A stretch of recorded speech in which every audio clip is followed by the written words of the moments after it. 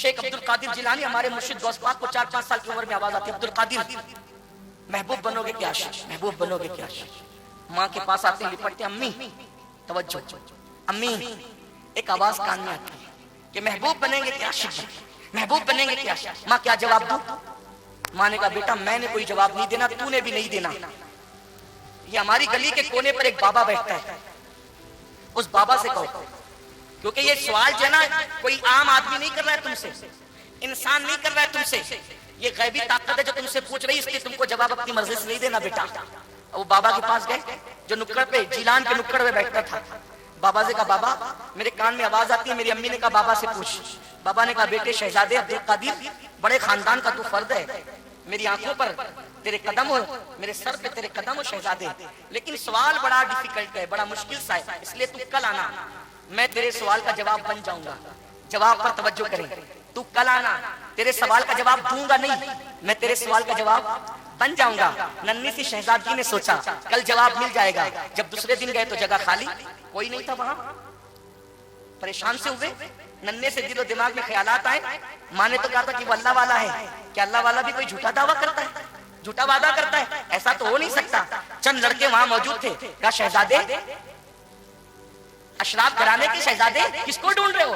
यार बाबा बैठता था, हाँ कल रात को मर गया। फिर उसका कोई मजहब व मसलक किसी को मालूम नहीं पड़ा, उसका मजहब व मसलक किसी को मालूम नहीं पड़ा। इख्तिलाफ हुआ, क्या करें? तो कहा कि शहर के बड़ों ने मशवरा दिया कि पैर में रस्सी बांधो, कचरे की कुंडी पे फेंक दो, ले जाकर के कुंडी फेंक डाले।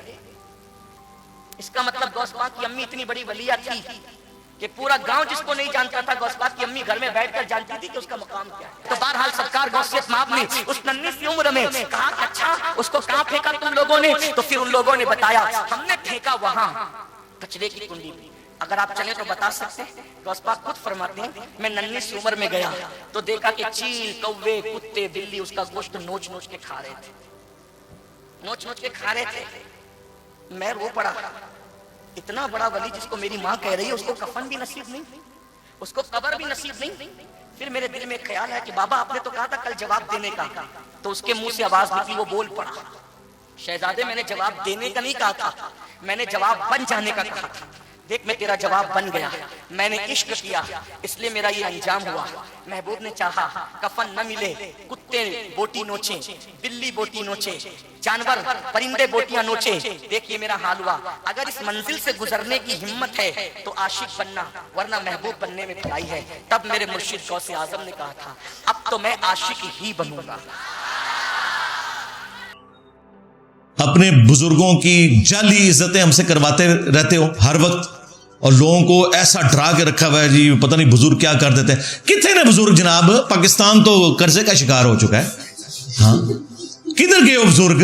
ऊपर देखे तो सोना, नीचे देखा तो सोना, दाएं देखा तो सोना, बाएं देखा तो सोना। हाँ ना? हाँ। और ये कशफुल माजूब में अली अजमेरी साहब ने अपने पीर भाई के बारे में नकल किया है कि उन्होंने दरख्त पे चढ़ के देखा कि जो इनके मुश्तरका पीर साहब थे अबुल फजल खुतली, उनके लिए ये दरख्त सोने का बन गया। और भाई कहानियां अल्लाह के बंदो ऐसा होने शुरू हो जाए कि अल्लाह ताला ने दुनिया को बकदर एफर्ट रखा हुआ है। मुझे बताएं, तुम लोग तो ऊपर नीचे देख के सोना बनाते हो, और सही बुखारी में लिखा है कि हजरत अबू बकर सिद्दीक रजी अल्लाह तआला अन्हु को जब खलीफा बनाया गया तो उन्होंने कहा कि लोगों तुम्हें खूब मालूम है कि मेरा कारोबार बड़ा अच्छा चल रहा था, लेकिन आज खिलाफत की जिम्मेदारी तुमने मेरे कंधों पर डाल दी है। मैं अपने बीवी बच्चों को कहां से खिलाऊंगा?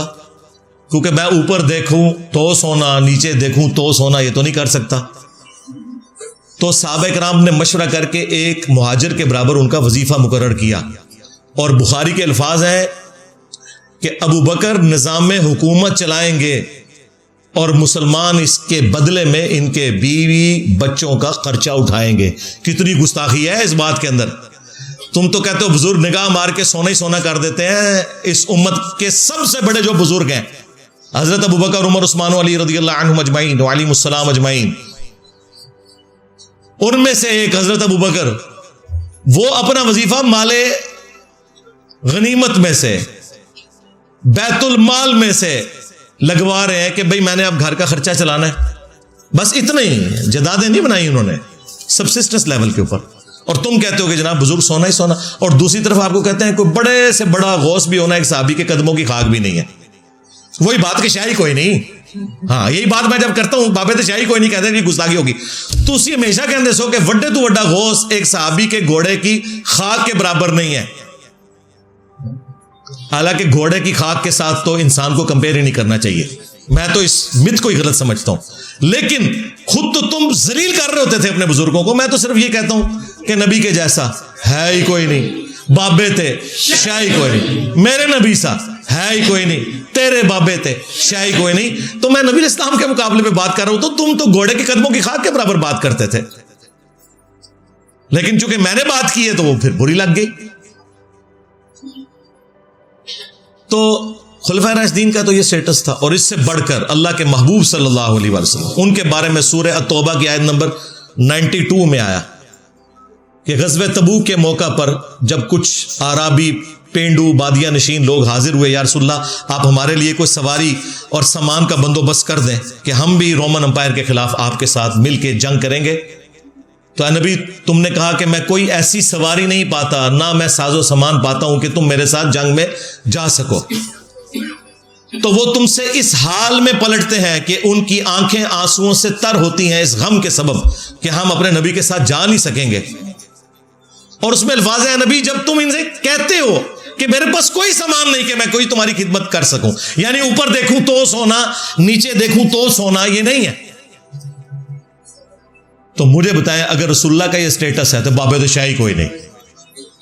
वो तो सैयदना उस्मान गनी रज़ी अल्लाह तआला अन्हु के बारे में आया जामिया तिरमिज़ी में, उन्होंने 700 ऊंट और सोने की अशरफियां दी, यानी वही ज़ाहिरी असबाब से ही सारे मामला चलते हैं। उन्होंने भी कोई सोना खुद नहीं बनाया था, कमाया हुआ था। ये सब कुछ इनका जाली था, इसलिए फिर इनकी मीम्स बन रही हैं। जब मीम्स बनती हैं तो ये परेशान होते हैं कि मीम्स क्यों बन रही हैं। भाई करतूत अपने ठीक कर लो, मीम्स बनना बंद हो जाएंगी। ये तुमने ही मतलब लोगों को कहानियां कराई है ना कि जी अबुल हसन खरकानी जो थे उनका कुर्ता था महमूद गजनवी के पास, सोमनाथ पे इतने हमले किए, आखिरी हमले की दफा वो साथ ले गया और उसके वसीले से दुआ की और फतह हो गई। और रात को बाबा जी आए थे नाराज। बाबे नाराज हो जाए मनाना बड़ा मुश्किल होता है। उन्होंने कहा जी क्या हो गया जनाब? उन्होंने कहा तूने इतनी कम कीमत लगाई मेरे कुर्ते की, अगर तू ये दुआ करता ना कि क़यामत तक हिंद की सरजमीन में कोई काफिर ना रहे तो ये दुआ कबूल हो जाती, तूने कम कीमत लगाई है। अस्तगफिरुल्लाह। अंदाजा करें, और ये तज़किरतुल औलिया में शेख फरीदुद्दीन अत्तार ने नकल किया वाकया, जिन्हों मंगोला ने, और आज उन मंगोलों की औलाद मुसलमान होके उनकी तरफ मंसूब इन बातों का पोस्टमार्टम कर रही है। अल्हम्दुलिल्लाह। अच्छा, नबी इस्लाम का कुर्ता मुबारक, बाल मुबारक, तबरुकात सहाबा के पास थे। सही मुस्लिम के अंदर हदीस है कि किसरवानी त्यालसी यानी पर्शियन अंपायर का त्यालसी यानी काला जुब्बा, जिस तरह के सिंधी अजरक रेड होती है, तो किसरवानी त्यालसी जुब्बा काला निकाला। अस्मा बिनत अबी बकर ने उनका कि ये नबी इस्लाम का मुबारक कुर्ता है जो आप पहना करते थे, और हम इसका 52 मरीजों को शिफा के लिए देते हैं। साहबा के पास तो नबी इस्लाम का कुर्ता था, वो नहीं ले गए जंगे कादसिया और यरमूक के अंदर। 8,500 साहबा और ताबीन शहीद हुए हैं कादसिया में। हाँ, सैकड़ों लोग हाथियों के नीचे आके शहीद हुए हैं। तुम्हारे बुजुर्ग निगाह मार के तो ये कर देते थे, कुछ भी नहीं कर सकते। किधर गई तुम्हारी बुजुर्गी? वो खादिम रज़वी साहब कहा करते थे कि जी इमाम मालिक फरमाने ने उम्मत मर जाए कि नबी दी गुस्ताखियां हो रही ने और उम्मत जिंदा है। मैं क्या बाबा जी रुक जाओ, पहले तेरे बाबे मर जान। गौस कुतुब अब्दाल जिन्हां दी ड्यूटियां ने किथे मर गया? बाबा जी दी ड्यूटी है जिथे यूट्यूब दी हार्ड डिस्क पईयां ने। जहां यूट्यूब की हार्ड डिस्क रखी है वहां जिस बाबे की ड्यूटी है उन्होंने ले आओ जरा, वो किथे 295 सील वावा मरदूदा। तू जिंदा निगाह मार के तू ये वीडियोस डिलीट करवा सकता था गुस्ताखाना, और मरदूद तेरे सामने ये सारी गुस्ताखियां हो रही हैं। बेशरम डूब के मर जा। किधर गया तू? अब देखे पूरी उम्मत को ये गालियां देता था ये बंदा, ठीक है, जिसके पल्ले शाही कोई नहीं, और जिनकी ये ताकतें वेल करवा के हमसे इज्जतें करवाते थे, उन ताकतों वालों को गालियां दो ना। इसको कहना चाहिए था कि सारे बाबे मर जाएं कि तुम्हारे नबी के खाके बन रहे हैं और बाबो तुम कब्रों से निगाहें मार के तो ये खाके डिलीट नहीं करवा रहे, और जो जिंदा बाबे वो भी मर जाएं।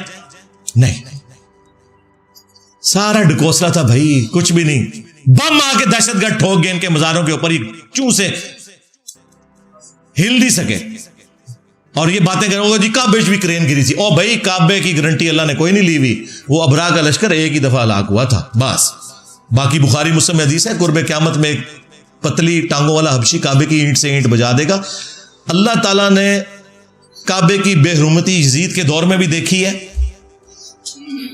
लेकिन अल्लाह ताला ने उम्मत के ऊपर मामला छोड़ा हुआ है।